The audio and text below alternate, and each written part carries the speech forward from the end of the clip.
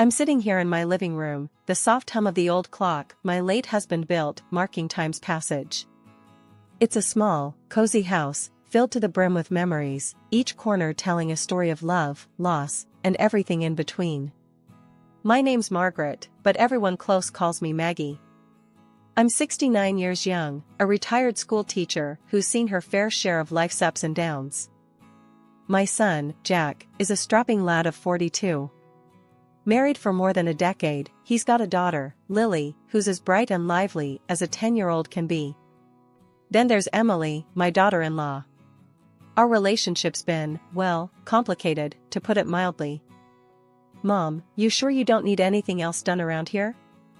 Jack's voice pulls me from my thoughts as he stands in the doorway, concern etched on his face.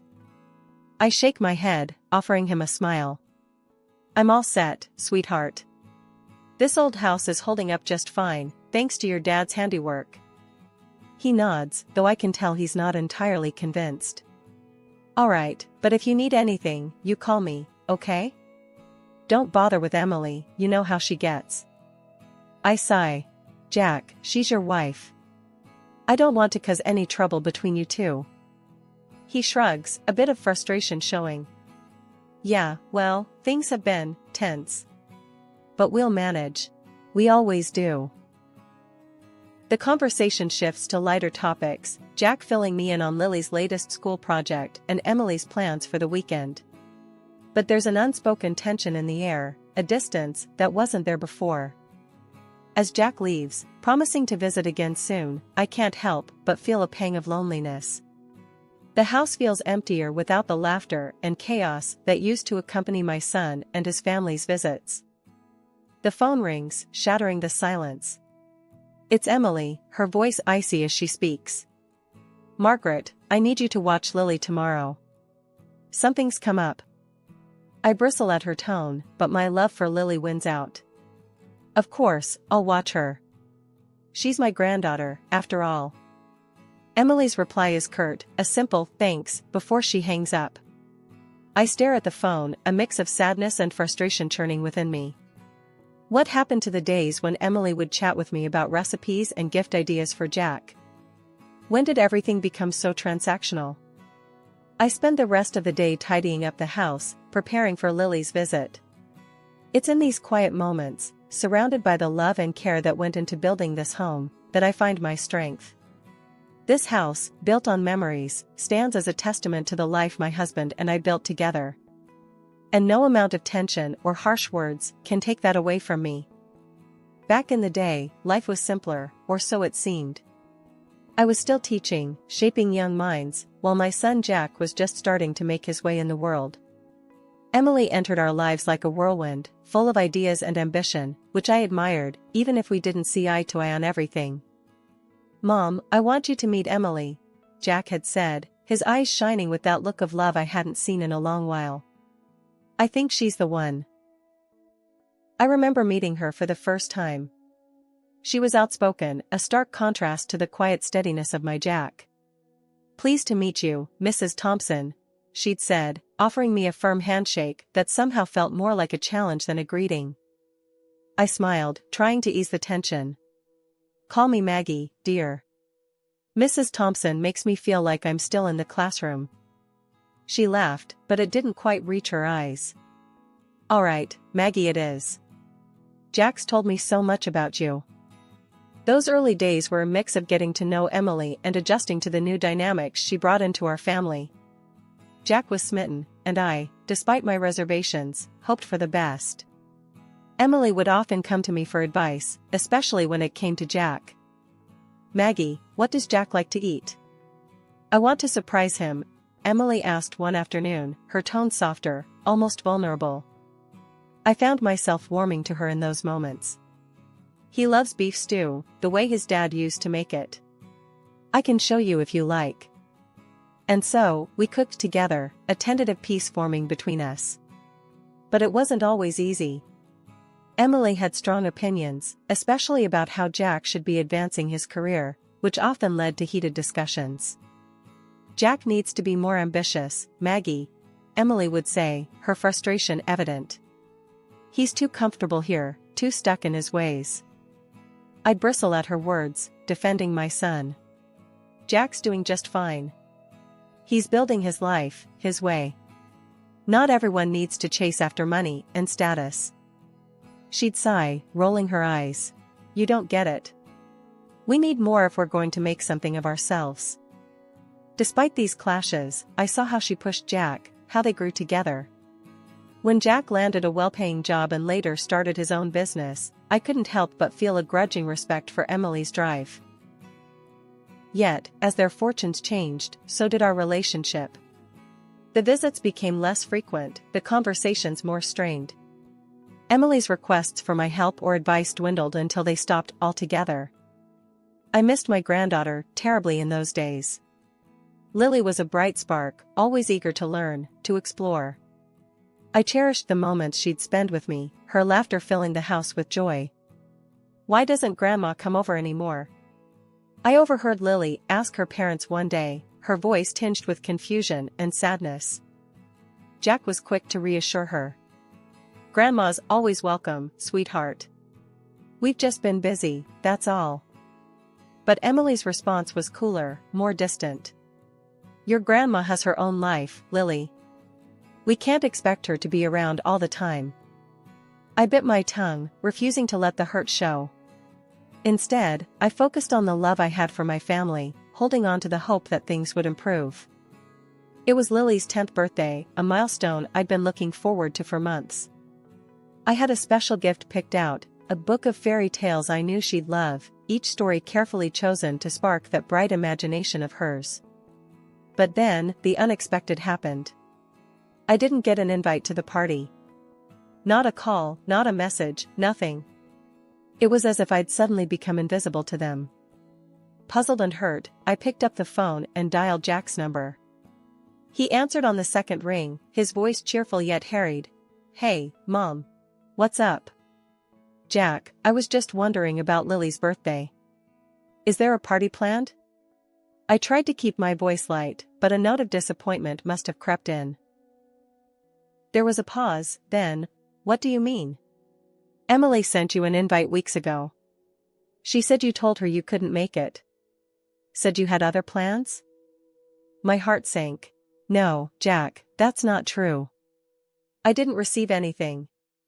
I wouldn't miss Lily's birthday for the world. I could hear the confusion in his voice as he replied, That's weird. I'm sure there's been some misunderstanding. I'll talk to Emily and get back to you. But he never did get back to me about it. The next day, through the grapevine of small-town gossip, I found out the party was happening at their house, not out of town as I'd been led to believe. Feeling a mix of anger and sadness, I decided not to confront them about it. Instead, I dropped off the gift at their doorstep early in the morning, hoping Lily would at least know I'd thought of her. A few days after the party, I bumped into Karen, a neighbor, at the grocery store. She was all too eager to spill the details of the party, not realizing I hadn't been there. Oh, Maggie, it was such a lovely do. Emily outdid herself this time. Shame you couldn't make it, though. Lily kept asking for you. Karen chattered on, unaware of the hurt her words inflicted.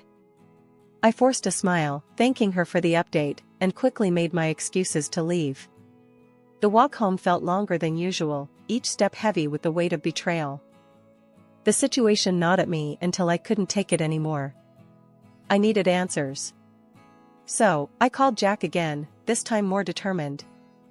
Jack, we need to talk about Lily's birthday, I said, cutting straight to the chase. There was a heavy sigh on the other end.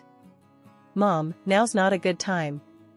We're swamped with orders at work, and Emily's not been feeling great. I persisted.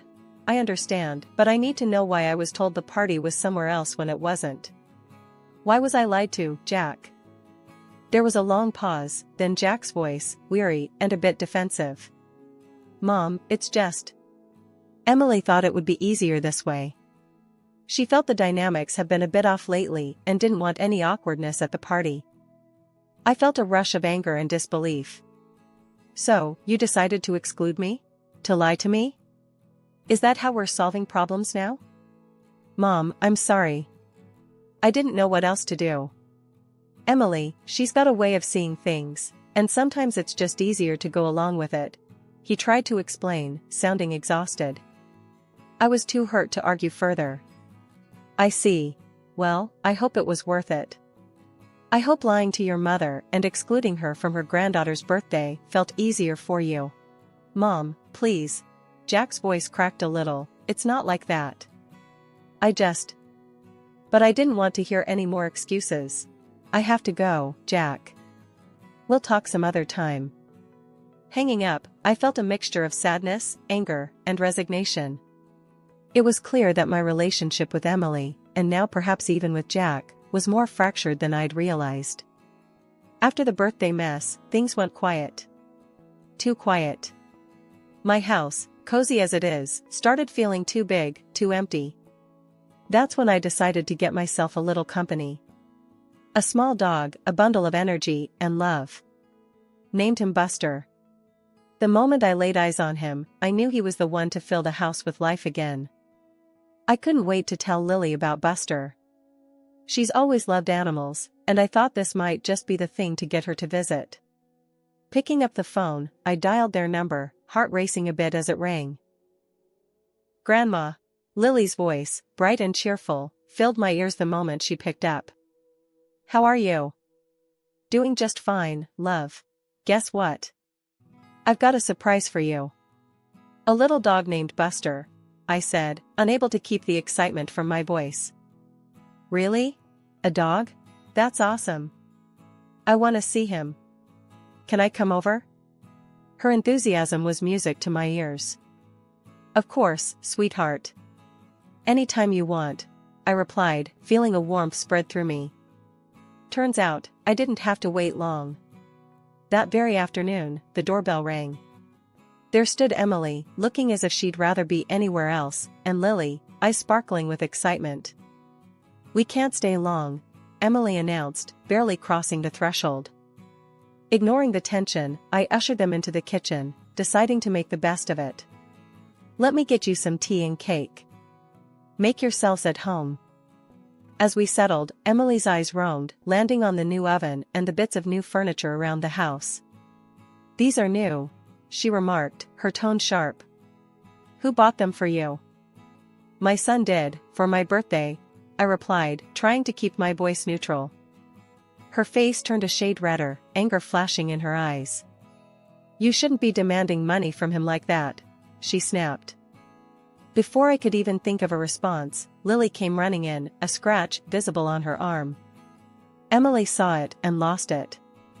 That dog of yours bit my daughter, she accused, voice rising. He didn't bite me, Mom. I scratched myself outside, Lily tried to explain, but Emily wasn't having any of it. We're leaving. And we won't be back, Emily declared, dragging Lily away, before I could even get a word in. Once they'd left, I felt a mix of anger and sadness. I needed some sense talked into me, so I called my sister, Carol. Carol, you won't believe what just happened, I started, recounting the whole ordeal. Carol, ever the voice of reason, listened quietly before speaking. Maggie, don't let it get to you. It's clear as day that dog didn't bite anyone. Emily's just looking for an excuse. But Jack won't even answer my calls now. And neither will they, I said, feeling defeated. Give it time, Maggie. They'll come around. And if they don't, well, you've got Buster and me. We're your family too, you know, Carol replied, her voice firm yet comforting. She was right, of course. Buster wagged his tail, looking up at me with those big, loving eyes. No words needed. He was here, and so was Carol. Maybe that was enough family for now. Thanks, Carol. I needed that, I said, feeling a bit better. Want to come over and meet Buster? I thought you'd never ask. I'll be right over, she replied, and I could hear the smile in her voice. Hanging up, I looked down at Buster, who seemed to sense my mood had lifted. Looks like it's just you and me, kid. And Carol, when she gets here. We're gonna be just fine. A year. A whole year without a word, without seeing their faces. The silence was deafening, the loneliness, a constant companion alongside Buster. Then, life threw another curveball, pneumonia. It hit me like a freight train, landing me in the hospital, before I even knew what was happening. Carol, bless her, was by my side every day, worry etched deep in her brows.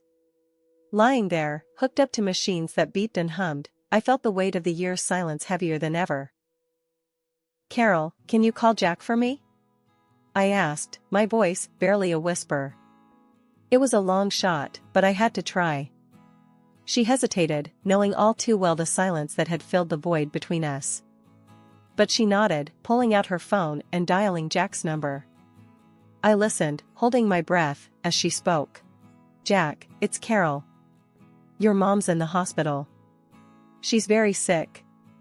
"Yes, pneumonia. She's asking for you." The pause that followed felt like an eternity. Then, I heard him, his voice distant but clear. "I'll come now." True to his word, Jack arrived at the hospital, a storm of emotions playing across his face. He approached my bed, taking my hand in his, eyes brimming with unshed tears. "Mom, I'm so sorry. I should have been here," he started, his voice breaking. "I've been such a fool." I could barely speak, my illness and the emotion of the moment rendering me weak. "Why, Jack? Why did you believe that, about Buster?" He looked away, shame coloring his features. "Emily told me, showed me a scratch on Lily's arm. Said Buster attacked her. I was angry, hurt. I thought I don't know. I just..." Listening to him, it was clear how deeply the lie had cut, driving a wedge between us. "Jack, you know Buster. He wouldn't hurt a fly." "I know now, Mom. I saw him, he's gentle." "Emily, she lied to me." "I'm so sorry. I should have known better," he admitted, his voice laced with regret. The admission, the apology, it was bittersweet. My heart ached for the lost time, for the pain we'd both endured because of a lie. "Jack, it's okay. We're here now. That's what matters," I said, squeezing his hand, offering forgiveness, because holding on to anger would only prolong the pain. He nodded, wiping away a tear. "I'm going to make this right, Mom. I promise." Hearing those words, feeling his hand in mine, I believed him. Maybe this was the start of mending what had been broken, of healing not just my body, but our family too. Things were just starting to look up when out of nowhere, trouble came knocking again. This time, it wore a suit and called itself a lawyer, claiming to represent Jack. The voice on the phone was all business, saying he needed me to sign some documents, because Jack was abroad and in a bind. Something about the whole thing smelled fishy to me. First thing I did was try calling Jack, but wouldn't you know it, his phone was as good as a brick. No answer. That's when I got that sinking feeling in my gut. I rang up Carol, told her to come over quick. "Something's not right," I told her, pacing the floor until she showed up. When the lawyer showed up, all smiles and handshakes, I knew I had to play it smart. He pushed a stack of papers towards me, saying it was all just formalities, that Jack needed this done pronto. "I'd like a minute to read these, if you don't mind," I said, trying to buy some time. "Oh, there's no need to worry. It's all straightforward," he assured me, but I wasn't buying what he was selling. I needed Carol to get a look at these documents without him hovering, so I suggested a little stroll in the garden. "Let's get some fresh air, then I'll sign," I proposed. To my surprise, he agreed. While we were outside, Carol was inside, snapping pictures of the documents with her phone. Turns out, those papers were nothing short of a nightmare. They were trying to get me to sell my house for peanuts and ship off to a nursing home, claiming I was too sick to take care of myself. Before I could process it all, Emily stormed in, red-faced and yelling like a banshee. "Just sign the damn papers, Margaret. Don't make this harder than it has to be." I stood my ground, refusing to be bullied. "I'm not signing anything until I talk to Jack," I said firmly. That's when I called the police. Emily was livid, spewing lies about me having dementia, trying to paint me as some doddering old fool. The police showed up, and Emily switched gears, playing the concerned family member. But we had proof. I showed them the audio recording of the lawyer's spiel, and Carol showed them the photos she'd taken of the documents. Emily's tune changed real quick, then. The police took her in for questioning, and the whole house of cards she'd been building came tumbling down. After the fiasco with the lawyer and Emily's plot being foiled, things started moving quickly. The police had enough evidence to start unraveling the tangled web of lies that had been spun around me. But the real turning point came when Jack finally got back from his trip abroad. He was shocked to learn about the chaos that had unfolded in his absence. Jack came straight to my house, a mix of worry and anger clouding his face. "Mom, I just landed and heard about what happened. Can you fill me in on everything?" I sighed, looking at my son, seeing the confusion and hurt in his eyes. "Jack, it's been a mess. That lawyer, the one Emily hired, tried to trick me into signing away the house. And if it weren't for your Aunt Carol, I might have fallen for it." Jack's face turned red with anger. "That's unbelievable.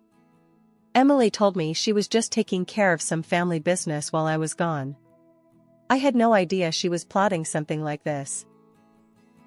Carol, who had been a rock throughout this ordeal, chimed in. "We caught everything on tape, Jack. And I took pictures of the documents they tried to get Maggie to sign. It's clear as day what their intentions were." Jack shook his head in disbelief. "I can't believe she'd go this far. To think, she used our daughter to further her lie. I'm going to confront Emily about this. She needs to explain herself." The confrontation between Jack and Emily was inevitable. He left our house, determined to get to the bottom of things. When he returned, he was alone, his expression somber. "Mom, Emily," she admitted to everything. "Said she felt cornered, that she didn't know what else to do. I told her it's over. We're getting a divorce. I can't be with someone who'd put my own mother through something like this." Hearing Jack's words, I felt a mix of relief and sorrow. Relief that the truth was finally out, but sorrow for the pain my son was going through. "Jack, I'm so sorry it's come to this. But I'm proud of you for standing up for what's right." Jack nodded, pulling me into a hug. "I should have listened to you sooner, Mom. I'm just glad you're okay." In the days that followed, we worked on healing the rifts that had formed. Jack was a frequent visitor, often bringing Lily along, who was overjoyed to spend time with Buster and me. The ordeal had brought us closer, reminding us of the importance of family and truth. After the storm comes the calm. That's how it felt once everything with Emily was settled. Jack got the divorce finalized, and though it was a tough period for him and Lily, they started to find their rhythm again.